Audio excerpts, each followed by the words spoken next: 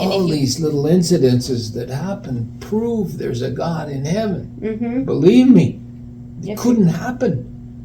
Debbie has a thing named the event, The movement. The movement. And the Queen of England calls after and says, watch this and I want you over here. And then the Queen of England says, I want you to run my show with the horses.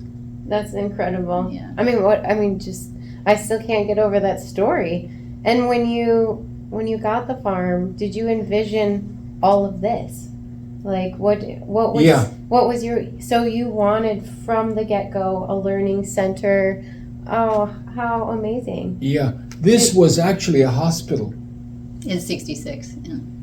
In 66. Horses? Mm-hmm. Yeah. For horses. That was a room to put the horse down with anesthetic. Yep, Mm-hmm. yep. There is still up there a rail where you put them on a Gurney. canvas Yeah. Kind of sling, Yeah. Mm-hmm. and then you jack it up. It's all electrical, and you roll it in, and it goes to the middle, and that behind that curtain, it's all for medications. Okay. And then there's a little apartment right behind the picture of the Queen there. Uh-huh. And that was for a manager of this horse hospital. And now it's a school. Now it's a school, because shortly after that, a very good veterinarian came into the area and built one 10 times this size. It's beautiful. Yeah, Alamo Pintado is a pretty famous Mhm. equine hospital that's Mhm. across the valley. Yeah. Earthals. And so I Special. said, now I got my classroom. Yeah. I'd always intended to have one of these places be a class. In fact, I was giving classes without a classroom. By going to countries and stables. Well, and that too, and- but right here, You had already been doing I had that. had courses going, walking between these barns and the round pens and stuff. Not like we have now, but there was a limited amount of education, but I wanted to give back, you know. Mm-hmm. I really wanted to give back.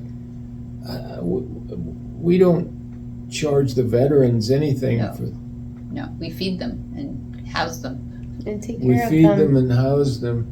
And I've been doing veterans now for 20-some years. Well, 2010 is when Discovery Channel launched the documentary. So Okay. it's And 15. did you always have a vision to help veterans as well? Well, actually, Or I worked with veterans at 3 different universities, learning the pattern of destruction that they went through with their brain in war. And when I was up here at Cal Poly, they had a thing they called Silver City, Mm-hmm. and it was horrible. They brought in little aluminum trailers that are shaped like a teardrop, Okay. and a veteran could go and live in that. And it was 6 feet wide Mm-hmm. and 12 feet long. And if you have a family, if you want, you get one trailer. The whole family can live in that little thing. They had 600 of these. And my wonderful professor, Oh, Applegarth. Dr. Applegarth. Yeah. My nervous system is really bad. He has a Dr. pretty good memory. Applegarth said, "You want." Good memory. I don't know. I think he's got a great memory. Right? Dr. Applegarth said, "You want to learn about behavior. That's what you're here for, and that's what all these courses I'm doing is for. But the best classroom we have is right down there with all those little silver trailers. You go down there and volunteer to become an organizer of the things that they do with their college education, and you'll get a better education than you would staying up here. But you'll need 24 hours a day to do it." And for 2 years, I was the main director of Silver City. And I learned so much. A fight every night, maybe 3 or 4. Wow. A guy getting in the wrong trailer with the wrong lady. Well, that's a problem. Yeah. And just fights for whatever reason. And I was up half the nights that I spent there with those kind of things. But when they come here, it's a lot different. And I wanted Debbie to be able to bring them here and go on the internet to show people what we're doing. And I called Cal Poly and I said, I want to do a thing about Silver City. Mm-hmm. We got rid of all those trailers. And I said, okay, 600 trailers. Okay.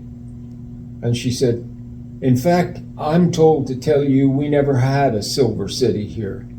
Why? It was against the laws of the Veterans Association. Oh. Strictly against the laws. They couldn't put them in little hutches like that. They couldn't go to a university and have them donate ground to put trailers on. It was specific in all of their... So now they hate me. Oh. And I was all over the walls there with my championships while I was there as a student. But they all came down and they will tell you he never came to this school. What? Yeah. You mean as an alum, or you mean for the Silver City? They know you as an alum. You're pretty famous. They know what? They know you as an alumni. Mm-hmm. She said, I'm told you never went to school here. Oh, well, she's wrong. We have photos. Well, Mom will tell you about it. She was just a secretary that was... They didn't want to be caught. Yeah. Yeah. They Well, didn't want to be yeah. caught. Yeah. Exactly. It was a long time ago, too. I mean, Yeah. it was a different time. When Korean war vets coming back were mind-altering drugs. I mean, it was messy. Very different. Yeah. And post-traumatic stress was Yeah. just kind of a thing then, but they didn't have a name for it then. So. Well, I don't know whether you imagined that you would be put through all of this, but... No, I think it's wonderful.